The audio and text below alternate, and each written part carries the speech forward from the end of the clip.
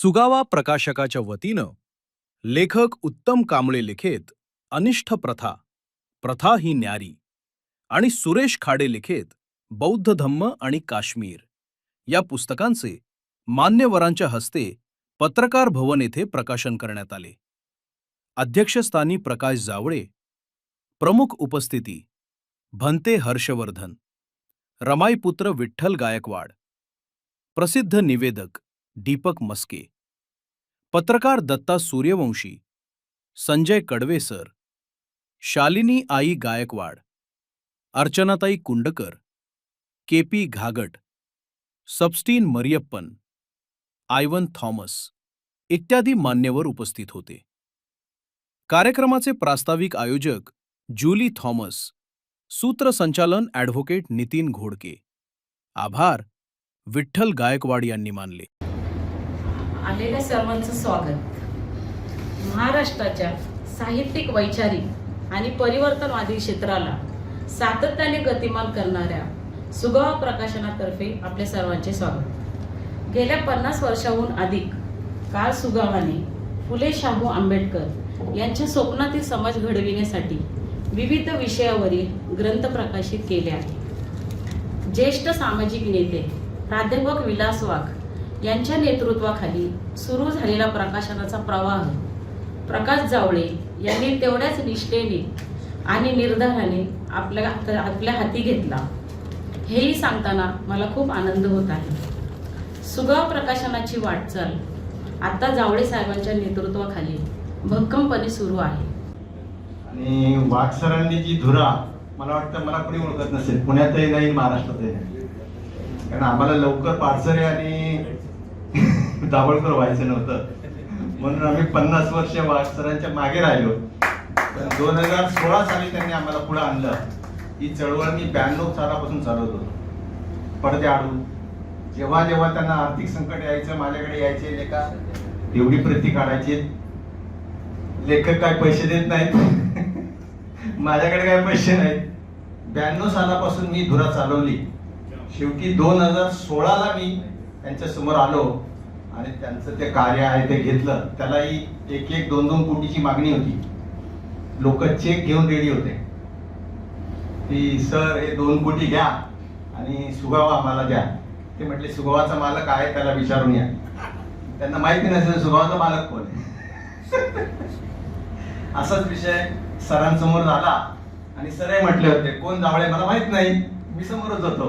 पाहिलं, कुठल्या अंगाने पाहिलं आणि ते अंगाने पाहिल्याच्या नंतर त्यांना सुचलंय की बौद्ध धर्म आणि काश्मीरचं नातं काय. तर मुळात ते त्यांच्या ग्रंथामध्ये म्हणतात की संपूर्ण काश्मीर हा बुद्धमय होता. हा बौद्ध धर्माचा प्रसार आणि प्रचार झालेलं एक महत्वाचं केंद्र होतं आणि ते त्याच्यामधून त्यांनी अत्यंत सुंदर पद्धतीने मांडलेलं आहे. तर आपण सर्वजण खरं तर जाताना ही सगळी पुस्तकं बौद्ध धर्म आणि काश्मीर, त्याचबरोबर सन्माननीय उत्तम कांबळे सरांचं अनिष्ट प्रथा व प्रथा अशी न्यारी, ही दोन्ही पुस्तकं आपण बाजूला समोर अत्यंत म्हणजे चांगल्या पद्धतीने काय म्हणतो आपण त्याला की सवलतीच्या दरामध्ये आपण त्या ठिकाणी ठेवलेले आहेत. तरी आपण ते जाताना नक्की घ्यावे अशी मी विनंती करतो. आणि बौद्ध धर्म आणि काश्मीर सन्माननीय सुरेश खाडे लिखित या ग्रंथाचं आपण सर्व मान्यवरांच्या हातचे या ठिकाणी प्रकाशन करतोय. आपण सर्व मान्यवरांना विनंती करतो की आपण या ग्रंथाचं प्रकाशन करायचंय. आणि बुद्ध सांगतो ज्याला प्रारंभ आहे त्याला अंत आहे. जय भीम म्हणतो, नमो बुद्धाय म्हणतो, पण बुद्धाचं हे तत्वज्ञान कधीही स्वीकारत नाही. प्रारंभ आहे एवढंच लक्षात ठेवतो, पण अंत आहे हे पण लक्षात ठेवणार. पृथ्वीच्या पाठीवर माणसाने केवळ मरण नको म्हणून धर्माची, अध्यात्माची, आत्म्याची, स्वर्गाची, नरकाची, पूर्वजन्माची, पुनर्जन्माची रचना कशी जबरदस्त करून ठेवलेली आहे की जे आज सुद्धा कुणाला तोडताच येत नाही. अजून आपण पण चर्चा करतो बुद्ध अवतार होता का. अजूनही आपल्या इकडे निम्मे लोक असे आहेत बुद्ध विष्णूचा अवतार होता. त्यांनी त्यांच्या पुस्तकात पण तो उल्लेख केलेला आहे. खाडे सरांनी वाचले मी. विष्णूचा अवतार समजायचे सुरुवातीच्या प्रकरणात. हा अवतार का? कारण मी नुसताच मरणार नाही, मेल्यानंतर अवतार घेणार. पुन्हा 84 लाख योनीतून प्रवास करणार. पण मी मरणारच नाही. माझा आत्मा स्वर्गात जाणार, मी मरणारच नाही. फार शिक्षा झाली तर तो नरकात जाईल, पण मी मरणार नाही आहे. मी नातवाच्या पोटी येईन, पण मरणारच नाही. खापर तोंड्याच्या पोटी येईन, पण मरणारच नाही. या जगण्याच्या आसक्तीमुळं माणूस मरण कसं असतोय हे विसरत गेला, आणि ज्याला मरण कळत नाही त्याला आयुष्यात कधीही जीवन कळत नाही. जीवन समजून घ्यायचं असेल तर मरण कळलं पाहिजे. नाण्याच्या दोन बाजू आहेत. सगळे इथे जगायला शिकवतात, सगळे इथे श्वास घ्यायचा कसा आणि सोडायचा कसा तिचे गणित मांडतात. काय करतो आपण विपश्यनेमध्ये? श्वास रोका, आत घ्या, बाहेर काढा, आत घ्या, बाहेर काढा. कुणीतरी पोवा आहे तो जगण्याचं तत्वज्ञान श्वास कसं घ्यायचं शिकवतो. 3-4 वेळा स्त्री आहे त्याच्या नावामध्ये. हे काय येत आहे? किसी को भी मरना नहीं है. अरे थोडा तरी विचार करा ना. कुणीच नाही मेलं तर काय होईल? आपल्या कुटुंबात काय होईल? माझा बाप मेला नसता, माझा आजोबा मेला नसता, माझा पंजोबा मेला नसता, तर आमच्या घरात इतकी गर्दी झाली असती, एकाच्या मानगुटीवर धार राहिले असते.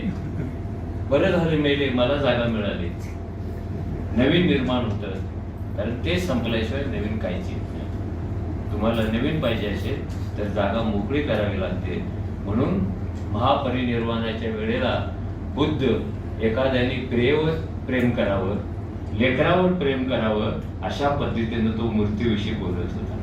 तर मृत्यू किती दिवसांनी वाट पाहतोय. हे सगळं त्या पुस्तकातून मी शिकत होतो. मला काही पुस्तक काढायचंच नव्हतं. मी नुसता अभ्यास करत होतो. मरण काय, जगणं काय. आणि त्यावेळेला मरणाची जी भीती असते ना ती माझ्या मनातून गेली. आणि 3-4 वेळा मार खाल्ल्यानंतर तर अजिबातच गेली. चला आपण मरत नाही आहोत. गावकरीचे तिकडे पाठवलं.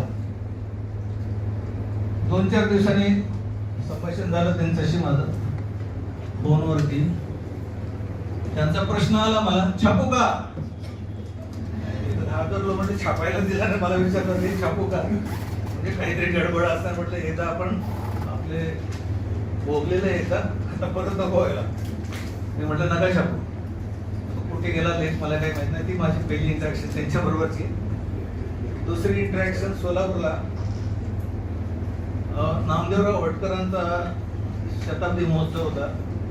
त्यावेळेला